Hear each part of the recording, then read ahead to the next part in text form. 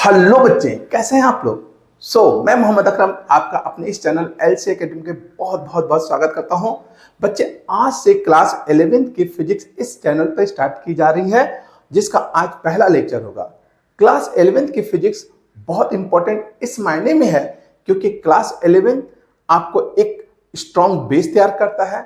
Class 11th के बहुत सारे चैप्टर क्लास 12 में यूज होते हैं। जैसे अगर मैं क्लास 11th का अगर आपको सिलेबस दिखा दूं तो देखो, ये हमें क्लास 11th में 14 चैप्टर पढ़ने हैं, लेकिन अगर आप देखोगे तो क्लास 12 में ये चैप्टर भी यूज होता है।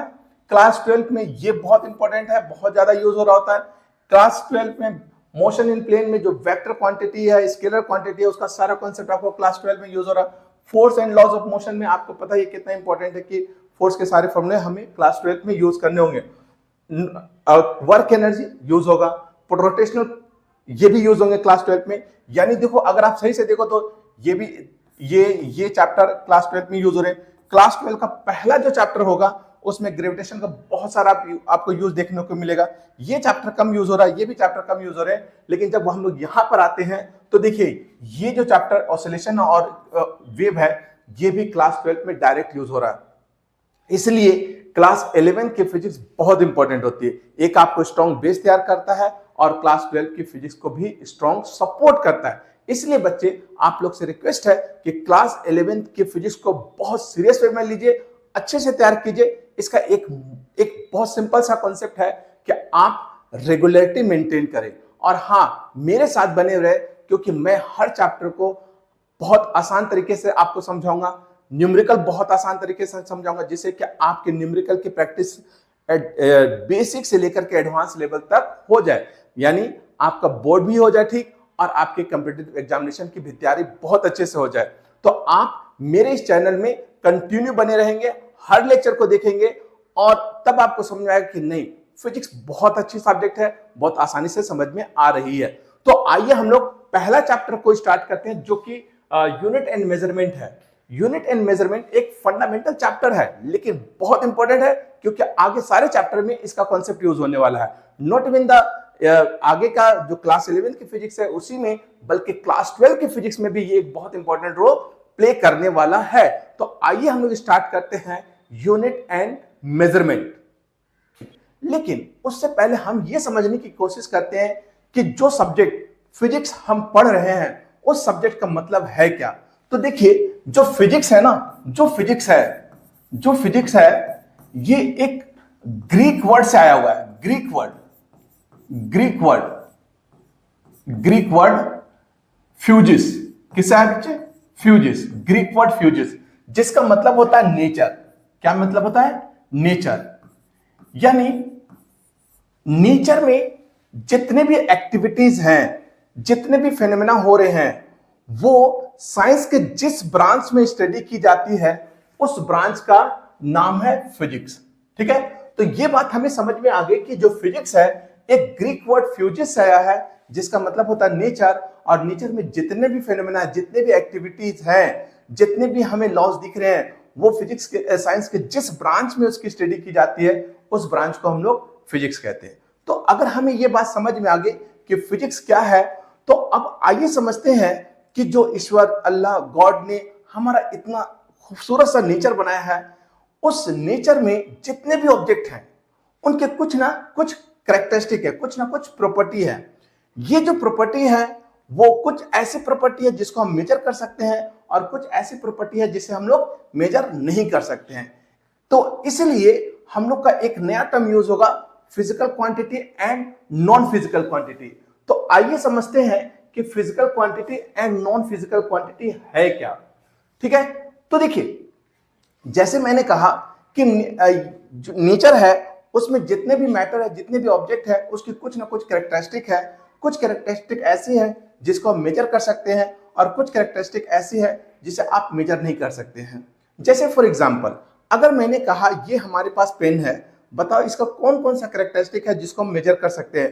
तो आपके पास से आंसर फटाफट आने लगेगा, सर इसकी लेंथ है, इसका एरिया है, इसका वॉल्यूम है, इसकी डेंसिटी है, ये सारे पार्ट है जो हम इसके मेजर कर सकते हैं। वैसे अगर एक कार मूव कर रही है और तब मैंने पूछा कि बताओ अब इसके क्या क्या कैरेक्टरिस्टिक मेजर की जा सकती है, तो आप कहोगे सर डिस्टेंस है, डिस्प्लेसमेंट है, स्पीड है, एक्सेलरेशन है, मोमेंटम है, फोर्स है, ये सारी चीज मेजर किए जा सकते हैं। तो ये जो सारी चीज है जिसको हम लोग मेजर कर सकते हैं उसको हम लोग कहते हैं फिजिकल क्वांटिटी। ठीक है, तो जो कैरेक्टरिस्टिक मेजर किया जा सकता है, जिसका फॉर्मूला बन सके, उसको हम लोग कहते हैं फिजिकल क्वांटिटी। ठीक है, अब जो कुछ ऐसे भी प्रॉपर्टीज होते हैं मैटर की जिसको हम लोग मेजर कर ही नहीं सकते। जैसे अगर मैंने कहा कि हैप्पीनेस, अब इस हैप्पीनेस को, खुशहाली को मेजर करो, तो आप कहोगे सर इसको हम लोग कैसे मेजर कर सकते हैं। वैसे बुढ़ापा क्या आप मेजर कर सकते हो, वैसे फ्रेंडशिप क्या आप इसको मेजर कर सकते हैं। तो ये सारे वो, या किसी चीज से निकलने वाली स्मेल, क्या स्मेल को मेजर की जा सकती है, नहीं मेजर की जा सकती है। तो ये सारे वो क्वांटिटी है जिसको हम लोग मेजर नहीं कर सकते हैं। तो जो क्वांटिटी हम मेजर नहीं कर सकते हैं उसे हम लोग कहते हैं नॉन फिजिकल क्वांटिटी। तो इसका मतलब है कि जो मैटर है उसके कैरेक्टरिस्टिक को दो पार्ट में डिवाइड किया गया है, एक फिजिकल क्वांटिटी और दूसरा नॉन फिजिकल क्वांटिटी। तो फिजिकल क्वांटिटी क्या हुआ, वो क्वांटिटी जिसको हम लोग मेजर कर सकते हैं, जिस पर लॉ ऑफ फिजिक्स अप्लाई किया जा सकता है। लॉ ऑफ फिजिक्स का मतलब है जैसे law of conservation of momentum, law of conservation of energy etcetera, जिसका एक कोई न्यूमेरिकल वैल्यूज होते हैं, जिसकी यूनिट होती है, जिसका फॉर्मूला हो सकता है, उसको हम लोग फिजिकल क्वांटिटी कहते हैं, जो मैंने आपको बता दिया एग्जांपल के साथ। दूसरा होता है non physical quantity. Non physical quantity किसे कहते हैं, वो फिजिकल क्वांटिटी जिसको हम लोग मेजर ही नहीं कर सकते हैं, जिसे हम लोग मेजर नहीं कर सकते हैं, उसको हम लोग नॉन फिजिकल क्वांटिटी कहते हैं।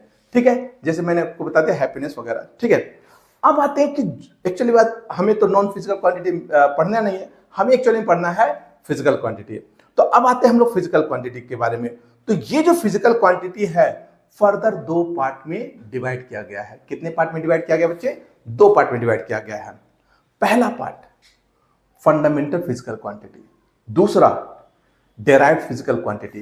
तो हमने जो फिजिकल क्वांटिटी है इसको दो कैटेगरी में डिवाइड किया, एक फंडामेंटल क्वांटिटी और दूसरा है डेराइव्ड क्वांटिटी। फंडामेंटल क्वांटिटी किसे कहेंगे, देखो फंडामेंटल जैसे आपको लग रहा है कि एक इंडिपेंडेंट चीज है ना, तो फंडामेंटल क्वांटिटी उस क्वांटिटी को कहते हैं जो इंडिपेंडेंट होते हैं, जो किसी पर डिपेंड नहीं करते हैं, जिसको अगर हम फर्दर डिवाइड करें तो दूसरा फिजिकल क्वांटिटी नहीं बन सकता है। तो ऐसे फिजिकल क्वांटिटी को हम लोग फंडामेंटल क्वांटिटी कहते हैं। जैसे फॉर एग्जांपल लेंथ है, मास है, टाइम है, इलेक्ट्रिक करंट है, टेम्परेचर है, अमाउंट ऑफ सब्सटेंस है, ल्यूमिनस इंटेंसिटी लाइट। ठीक है, तो ये सारे वो पार्ट है जो इंडिपेंडेंट होते हैं, जो किसी पर डिपेंड नहीं करते हैं, इसलिए इनको हमने फंडामेंटल क्वांटिटी कहा।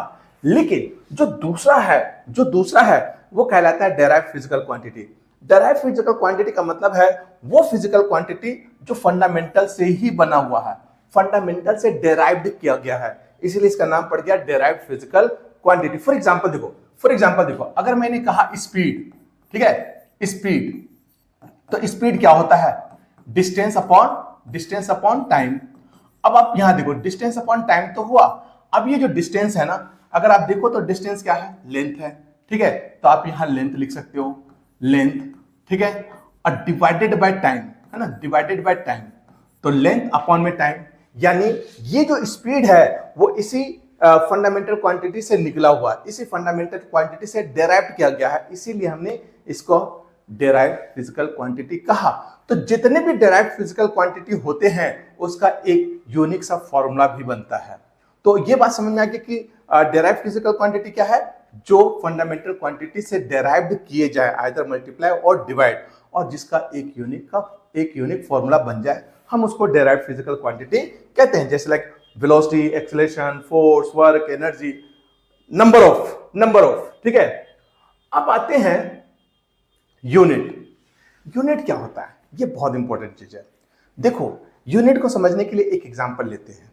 मान लो मेरे पास ये मार्कर है, समझना अच्छे से समझना, मान लो मेरे पास ये मार्कर है। अब अगर आप लोग तीन दोस्त होते और तीनों को ABC नाम दे देते हैं कि एक ए है, एक बी है, एक सी है। अगर इन तीनों दोस्तों से मैं पूछता कि बताओ इसकी लेंथ कितनी है, तो एक दोस्त हो सकता था ये कहता है सर इसकी लेंथ 10 सेंटीमीटर है, बी कहता है सर इसकी लेंथ 15 सेंटीमीटर है, सी कहता सर इसकी लेंथ 12 सेंटीमीटर है। ठीक है, तीनों ही लगभग अप्रॉक्सली कह रहे हैं। तो इसका मतलब तीनों लगभग लगभग सेम कह रहे हैं। लेकिन अगर यही बात मैं किसी बच्चे से पूछ लेता, छोटे बच्चे जिसको सिर्फ कुछ पता है ना यूनिट के बारे में, बट उसको बहुत ज़्यादा नहीं है, अगर मैं उससे ये पूछता कि बताओ बच्चे इसकी लेंथ कितनी है, तो वो क्या कहता? वो कह सकता था सर इसकी लेंथ 20 किलोमीटर है, इसकी लेंथ अच्छा 1 मिलीमीटर है, कुछ भी कह सकता है, क्योंकि उसने सिर्फ सुना है, उसने समझा नहीं है। लेकिन आपने समझा है, आपने इसको 10 सेंटीमीटर क्यों कहा? क्योंकि आपके दिमाग में पहले से 1 सेंटीमीटर का कॉन्सेप्ट फिक्स कर दिया गया है कि देखो ये 1 सेंटीमीटर है, और उसी 1 सेंटीमीटर से आप इसको कंपेयर करके बता रहे हो कि ये जो है 10 सेंटीमीटर का है। इसका मतलब ये हुआ कि एक ऐसे स्टैंडर्ड क्वांटिटी है जिसका हम यूज मेजरमेंट में करते हैं to measure the physical quantity, जिसका यूज एक ऐसा स्टैंडर्ड क्वांटिटी जिसका यूज हम मेजरमेंट में करते हैं to compare the to measure the physical quantity. ऐसे ही स्टैंडर्ड एंड फिक्स क्वांटिटी का नाम है यूनिट। स्टैंडर्ड एंड फिक्स्ड यानी वो स्टैंडर्ड होता है, उसकी वैल्यू चेंज नहीं हो सकती है, और वो फिक्स्ड भी होता है। तो स्टैंडर्ड और फिक्स क्वांटिटी जिसका यूज हम मेजरमेंट में करते हैं to measure the physical quantity, उसे ही हम लोग कहते हैं यूनिट। क्लियर है? तो आई होप कि यूनिट आपको समझ में आ गया होगा कि यूनिट क्या है। अब जब आपको यूनिट समझ में आ जाए तो ये यूनिट दो तरह के होते हैं, दो पार्ट में हम इसको डिवाइड करते हैं, एक फंडामेंटल यूनिट और दूसरा डेराइव्ड यूनिट। आप समझो, सिंपल है कि जिस यूनिट से हम फंडामेंटल क्वांटिटी को मेजर करेंगे उसको हम लोग फंडामेंटल यूनिट कहेंगे, और जिस यूनिट से डेराइव्ड क्वांटिटी मेजर की जाएगी उसको हम लोग डेराइव्ड यूनिट कहेंगे। जैसे फंडामेंटल यूनिट के एग्जांपल, लेंथ के लिए मीटर, मास के लिए किलोग्राम, है ना, टाइम के लिए सेकेंड, ठीक है, करंट के लिए एम्पियर। तो ये सारे फंडामेंटल क्वांटिटी है जिसको मेजर करने के लिए हम फंडामेंटल यूनिट यूज करते हैं। लेकिन डेराइव्ड क्वांटिटी को मेजर करने के लिए हम लोग डेराइव्ड यूनिट करते हैं। आप ये भी कह सकते हो कि डेराइव्ड यूनिट वो है जो फंडामेंटल यूनिट से ली गई है। जैसे फॉर एग्जांपल, अगर मैंने कहा कि स्पीड की यूनिट बताओ, तो स्पीड होता है क्या? देखो, स्पीड होता है डिस्टेंस, ठीक है ना, अपॉन में टाइम। अब आप समझो, डिस्टेंस की यूनिट क्या होगा? मीटर। टाइम की यूनिट क्या होगा? सेकेंड। तो ये जो मीटर और सेकेंड है, मीटर और सेकेंड, ये फंडामेंटल से लिया गया है। यानी वो यूनिट जो फंडामेंटल से डेराइव्ड किया गया हो उसके हम लोग ड्राइव्ड यूनिट कहेंगे। वो यूनिट जिससे हम डेराइव्ड फिजिकल क्वांटिटी को मेजर करते हैं उसको हम डेराइव्ड यूनिट कहते हैं। तो आई होप कि आपको fundamental unit and derived unit समझ में आ गए होंगे। तो बच्चे देखो, इंटरेस्ट आ रहा होगा, आपको समझ में भी आ रहा होगा कॉन्सेप्ट। अगर समझ में आ रहा है तो फटाफट कमेंट्स लिखें और लाइक का बटन भी दबा दें। और हाँ, अगर मेरे चैनल पर नए हैं तो प्लीज मेरे चैनल को सब्सक्राइब करें। पहले, सबसे पहले आप सब्सक्राइब करें, क्योंकि ये जो लेक्चर है टोटली फ्री है। जितनी क्लास 11th में लेक्चर लगेगी वो टोटली फ्री होगी, और किसी तरह का फीस मैंने नहीं रखा है, टोटली फ्री है। इसलिए फीस सिर्फ ये है कि आप मेरे चैनल को सब्सक्राइब करें, कमेंट जरूर लिखें, लाइक का बटन जरूर दबाएं, और हाँ, अपने फ्रेंड सर्कल को भी बोलिए मेरे इस चैनल को ज्वाइन करें, क्योंकि जितने ज्यादा बच्चे इस चैनल को ज्वाइन करेंगे उतने ही उनको फायदा होगा। एक और चीज मैंने स्टार्ट किया बेटा कि साथ बीच बीच में मैं आपको ये ऑनलाइन टेस्ट भी कंडक्ट करूंगा और आपको असेस भी करूंगा कि आप कहाँ एग्जिस्ट करते हो। नोट्स भी प्रोवाइड करूंगा, है ना, रिटन नोट्स आपको प्रोवाइड की जाएगी। वो मेरे टेलीग्राम चैनल पर से जाकर के आप उसको डाउनलोड कर सकते हैं। तो ध्यान रखिएगा, आपको नोट्स भी मिलेगा, डेली प्रैक्टिस के न्यूमेरिकल भी मिलेंगे, बहुत कुछ मिलेगा बच्चे। बस आप मेरे इस चैनल पर कंटिन्यू बने रहें। आइए आगे बढ़ते हैं, हम लोग आगे बढ़ते हैं, ठीक है, आगे बढ़ते हैं। अब आते हैं, जो यूनिट हमने पढ़ा, हमने समझा यूनिट, इस यूनिट की कुछ प्रॉपर्टी होती है, ये हमें अच्छे से समझना है। क्या क्या प्रॉपर्टी हो सकती है? आप सोचिए, एक यूनिट है, वो स्टैंडर्ड है, तो डेफिनेटली उसकी कुछ ना कुछ कैरेक्टरिस्टिक होगी। तो पहला कैरेक्टरिस्टिक क्या है? सबसे पहला ही कैरेक्टरिस्टिक है, it should be well defined. यानी जो यूनिट होगी उसकी एक डेफिनेशन होनी चाहिए। ऐसा भी तो हो सकता है ना कि जैसे मान लो कि किसी यूनिट का फिजिकल एग्जिस्टेंस तो है, लेकिन अगर कॉन्सेप्चुअल एग्जिस्टेंस ना हो, उसका रेटेड एग्जिस्टेंस ना हो, तो अगर वो फिजिकली गायब हो जाए तो फिर हम उस यूनिट को कैसे बना सकते हैं? इसीलिए कोई भी यूनिट होगा तो उसकी फिजिकल एग्जिस्टेंस के साथ साथ उसका कॉन्सेप्चुअल यानी उसका एक डेफिनेशन भी होना चाहिए। जैसे 1 मीटर है तो उसकी एक डेफिनेशन है, 1 किलोग्राम है तो उसकी एक डेफिनेशन है, 1 सेकेंड है तो उसकी एक डेफिनेशन है। हर यूनिट का एक डेफिनेशन जो मैं आपको आगे बताऊंगा, ठीक है। तो ये ध्यान रखिएगा, it should be well defined, ठीक है, नंबर 1। नंबर 2 कि जो यूनिट है वो सिर्फ एक लिमिटेड एरिया तक ना हो, ये इंटरनेशनली एक्सेप्टेबल होना चाहिए, यानी हर कंट्री उसको अडॉप्ट करे, ताकि जब कोई एक कंट्री से दूसरे कंट्री विजिट करे तो यूनिट को लेकर के किसी भी तरह का, मेजरमेंट को लेकर के किसी भी तरह का कोई कंफ्यूजन ना हो। तो it should be universally acceptable, ठीक है, it should be universally acceptable. और हाँ देखो, जो यूनिट है ना वो आसानी से क्रिएट किया जा सके, आसानी से प्रोड्यूस किया जा सके। जैसे मान लो कि अगर आपसे बोला गया कि भाई 1 मीटर का स्केल तैयार करो, तो देखो फटाफट तैयार हो जाते हैं। तो ये जो यूनिट बनती है वो आसानी से प्रोड्यूस किया जा सके, आसानी से एक्सेस किया जा सके, एक्सेस करने में कोई दिक्कत ना हो, साइज सुटेबल होना चाहिए। अब ये सुटेबल इन साइज का मतलब ये हुआ बच्चे कि जो यूनिट है, जैसा हमें रिक्वायरमेंट है, क्या उस तरह की यूनिट हमारे पास अवेलेबल है या नहीं है।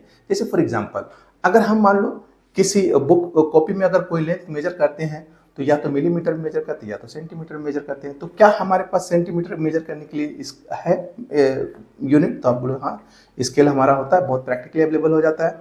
तो इजिली अवेलेबल भी होना जरूरी है, तो इजिली अवेलेबल हो। अगर हम किलोमीटर मेजर करते हैं, जैसे कोई डिस्टेंस मेजर करना है तो किलोमीटर मेजर करते हैं, हमारे पास उसका ये किलोमीटर आसानी से अवेलेबल होता है हमारे पास, ठीक है। तो कहने का सेंस है कि जो यूनिट होना चाहिए ये easy to access, easy to use and easily available भी होना चाहिए, ठीक है। और एक और बहुत इंपॉर्टेंट है कि जो यूनिट है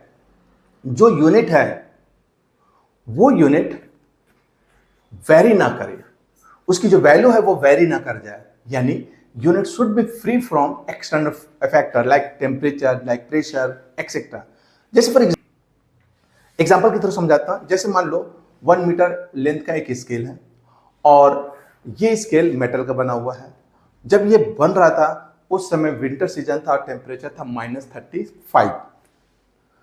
जब हम उसी स्केल को समर में यूज करते हैं जिस समय टेम्परेचर 45 डिग्री सेल्सियस हो जाता है, तो ऐसी सिचुएशन में उस स्केल की जो लेंथ है वो इंक्रीज हो जाएगी, तो जो हमारी मेजरमेंट है वो इफेक्टेड हो जाएगी। तो जरूरी है कि जो यूनिट हो वो एक्सटर्नल फैक्टर पर डिपेंड ना करे, एक कांस्टेंट क्वांटिटी होनी चाहिए। तो ये कुछ प्रॉपर्टी है यूनिट की जो हमें ध्यान में रखना और पेपर में पूछे जाते हैं। Well defined, easy to access, easily producible, easily available, है ना, और यूनिवर्सली एक्सेप्टेड होना चाहिए और सुटेबल इन साइज होनी चाहिए। हम जिस साइज की यूनिट यूज करना चाहते हैं, क्या हमारे पास वो साइज है, अवेलेबल है या नहीं है। तो ये कुछ हमारी प्रॉपर्टीज है यूनिट की जो हमें जानना चाहिए, तो बहुत इंपॉर्टेंट भी है, ध्यान रखेंगे। अब आते हैं सिस्टम ऑफ यूनिट, है ना, यानी कुछ यूनिट के हम देखेंगे कि कौन कौन से सिस्टम में फंडामेंटल क्वांटिटी के क्या क्या यूनिट होते हैं। तो फंडामेंटल क्वांटिटी के यूनिट के लिए एक सिस्टम भी बनाया गया है। उस सिस्टम में आता है 4 सिस्टम हमें पढ़ना है। एक है सीजीएस सिस्टम, एक है सीजीएस सिस्टम, दूसरा है एफपीएस सिस्टम, तीसरा है एमके सिस्टम एंड फोर्थ है SI system. CGS system, FPS system, MK system और एसआई सिस्टम। हम इसको अलग से भी पढ़ेंगे एसआई सिस्टम को। पहले हम इन तीनों को देख लेते हैं, सीजीएस, एमकेएस एंड एफपीएस। देखो, अगर हम सीजीएस की बात करें तो सीजीएस में जो लेंथ है ना, लेंथ सेंटीमीटर में मेजर की जाएगी, मास ग्राम में मेजर की जाएगी और टाइम सेकंड में मेजर की जाएगी, ठीक है। फिर समझिए, लेंथ सेंटीमीटर में, मास ग्राम में और टाइम सेकंड में। सेंटीमीटर से सी, ग्राम से जी और सेकंड से एस, सी जी एस। तो सीजीएस यूनिट हमारा समझ में आ गया, सेंटीमीटर, ग्राम, सेकंड। अब हम बात करते हैं एफपीएस। एफपीएस, इसको हम लोग ब्रिटिश सिस्टम ऑफ यूनिट भी कहते हैं क्योंकि ये ब्रिटिश के काल में ही इंट्रोड्यूस किया गया था। तो ब्रिटिश सिस्टम ऑफ यूनिट में देखिए, लेंथ के लिए हम यूज करते हैं फुट, मास के लिए यूज करते हैं पाउंड और टाइम के लिए यूज करते हैं second. Foot, pound, second. Foot से एफ, पाउंड से पी, सेकेंड से एस, एफपीएस, एफपीएस सिस्टम, ठीक है। तीसरा MKS. MKS, M length metre में, मास किलोग्राम में और टाइम सेकंड में। मीटर, किलोग्राम, सेकंड, एमकेएस, ठीक है, तो ये हमें ध्यान में रखना है। उसके बाद आता है एसआई सिस्टम। ठीक है, एसआई सिस्टम को मैंने कहा कि आप अलग से भी देखेंगे, लेकिन एक चीज और भी है बच्चे, वो भी समझ लीजिए थोड़ा सा हम उसको ध्यान से देख ले। ठीक है, बहुत इंपॉर्टेंट है, इसको थोड़ा सा ध्यान से देख लेते हैं हम लोग। ये जो हमने आपको बताया है ना, उसको भी ध्यान से देख लें एक बार, कि जो मैंने आपको बताया, ठीक है, इसको हटा दिया जाए, है ना, इसको हटा देते हैं, इसको हटा देते हैं। हाँ, आप समझिए,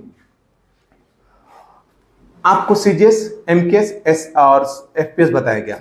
इसमें जो है ना बेटा, दो फिजिकल क्वांटिटी है, एक है एनर्जी, एक है फोर्स और एक है एनर्जी। ठीक है, इसको समझिएगा। फोर्स का जो यूनिट होता है सीजीएस में और एमकेएस या एसआई, सीजीएस में फोर्स को मेजर किया जाता है DYNE, डाइन, और एमकेएस या एसआई, एमकेएस और एसआई, ठीक है, इसमें फोर्स को मेजर किया जाता है न्यूटन, कैपिटल एन सिंबल है। ठीक है, जब वर्ड में लिखेंगे तो स्मॉल एन से और सिंबल लिखेंगे तो कैपिटल एन, तो न्यूटन। दूसरा है एनर्जी। ठीक है, एनर्जी, आप समझिए, एनर्जी का भी दो यूनिट होता है। सीजीएस में एनर्जी को मेजर करते हैं अर्ग में, ERG, और एसआई में एनर्जी को मेजर करते हैं जूल में। कैसे मेजर करते हैं बच्चे? जूल में, JOULE, जूल। ठीक है, कैपिटल J। ठीक है, तो एनर्जी का CGS unit, SI unit, force का सीजीएस यूनिट, एसआई यूनिट हमें ध्यान में रखना चाहिए। अब आते हैं कि ये जो सीजीएस और एसआई है, इसमें रिलेशन क्या है। तो यहां पर रिलेशन समझिए कि यहां 1 न्यूटन की वैल्यू 10⁵ डाइन होता है, 5 डाइन। ठीक है, 1 न्यूटन की वैल्यू, उसको रिवर्स करके 1 डाइन की वैल्यू न्यूटन में भी निकाल सकते हैं। वैसे ही यहाँ 1 जूल की वैल्यू जो होती है एनर्जी में, 1 जूल की जो वैल्यू होती है वो 10⁻7 अर्ग के इक्वल होता है, 7 अर्ग के इक्वल होता है। तो ये भी थोड़ा हमें ध्यान में रखना है। ठीक है, आई होप कि समझ में आ गया, याद कर लें, क्योंकि पेपर में एमसीक्यू में पूछा जाता है ये। ठीक है, एमसीक्यू में पूछा जाता है, तो ये बात हमें समझ में आ गई। अब आते हैं हम लोग नेक्स्ट टॉपिक पर, है ना, नेक्स्ट टॉपिक पर। तो अभी तक हमने फिजिकल क्वांटिटी देख लिया, यूनिट देख लिया हमने सारा। ठीक है, अब आते हैं एसआई सिस्टम, जो मैंने कहा कि एसआई सिस्टम क्या है। ठीक है, तो एसआई सिस्टम पर आते हैं। देखिए, SI system of international unit, जब वर्ल्ड वॉर सेकेंड खत्म हुआ तब साइंटिस्टों ने सबसे पहला काम किया कि जो हर कंट्री में अलग अलग यूनिट थे, उस यूनिट को एक ऑर्गेनाइज फॉर्म में रखने की कोशिश की गई।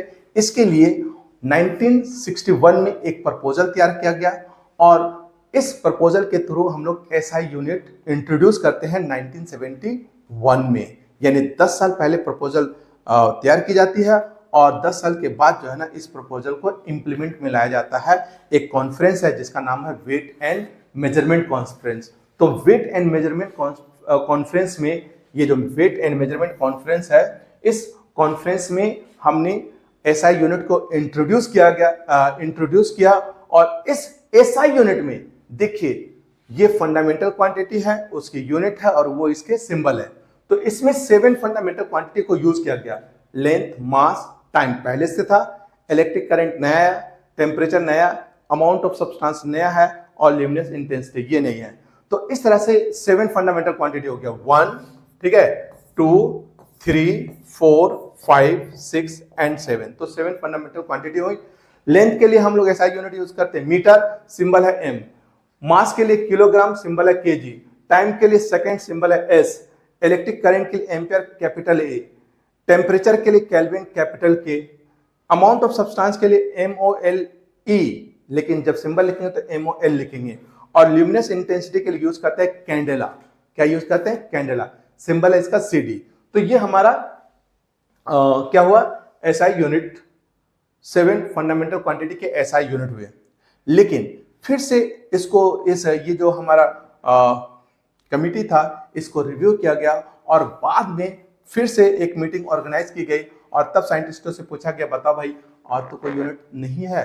तो साइंटिस्ट ने कहा कि नहीं, 2 और फंडामेंटल क्वांटिटी है जिसकी यूनिट होनी चाहिए।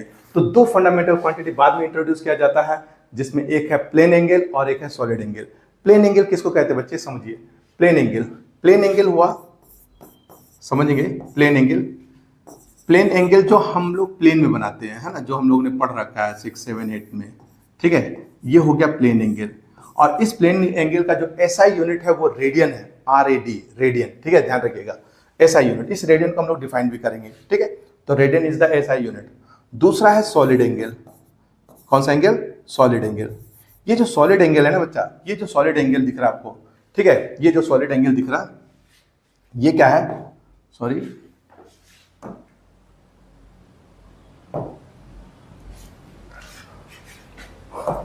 तो दूसरा हमारा प्लेन एंगल, दूसरा है सॉलिड एंगल, दूसरा है सॉलिड एंगल। अब आप इस सॉलिड एंगल को देखिए। सॉलिड एंगल क्या होता है बच्चा?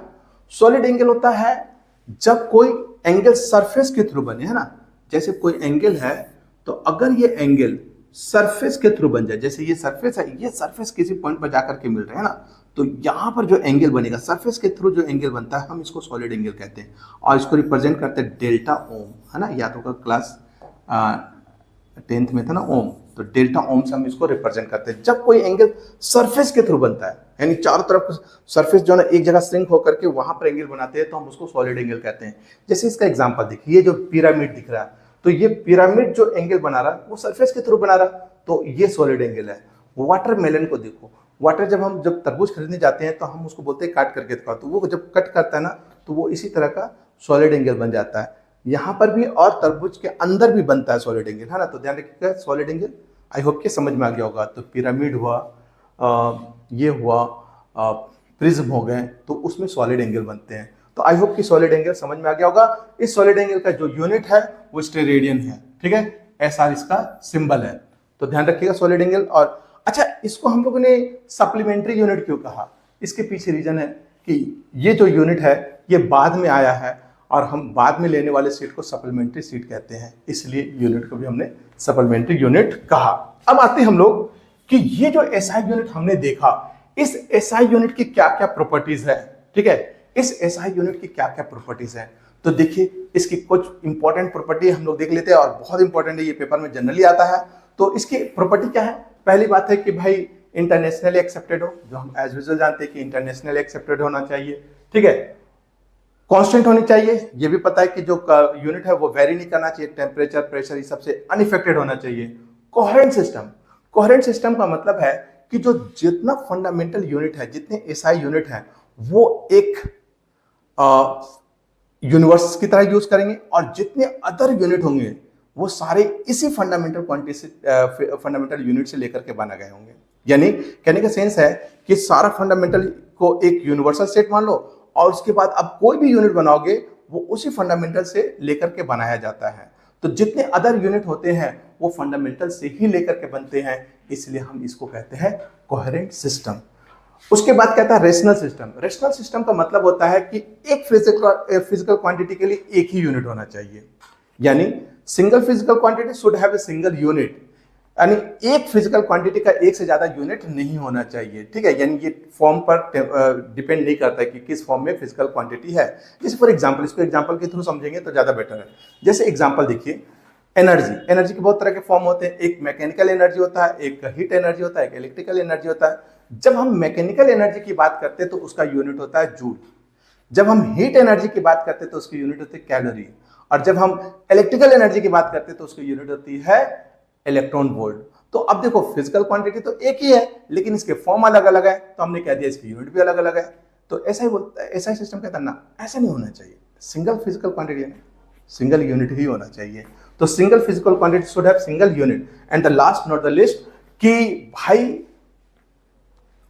जो मेजर्ड वैल्यू होते हैं फिजिकल क्वांटिटी का वो मैट्रिक सिस्टम में होना चाहिए। मैट्रिक सिस्टम का मतलब है स्टैंडर्ड फॉर्म में होना चाहिए, 10 के मल्टीपल के फॉर्म में होना चाहिए। फॉर एग्जांपल एक समझो इसको, इसके लिए एग्जांपल समझो कि मान लो कोई वैल्यू है x और ये आया है 3167.9 इतना न्यूटन। अब हम इसको ऐसे नहीं लिख करके इसको स्टैंडर्ड फॉर्म में लिखेंगे, कुछ ऐसे 3.1679 into 10 to the power of 3, ऐसे लिखना है, ऐसे लिखना है।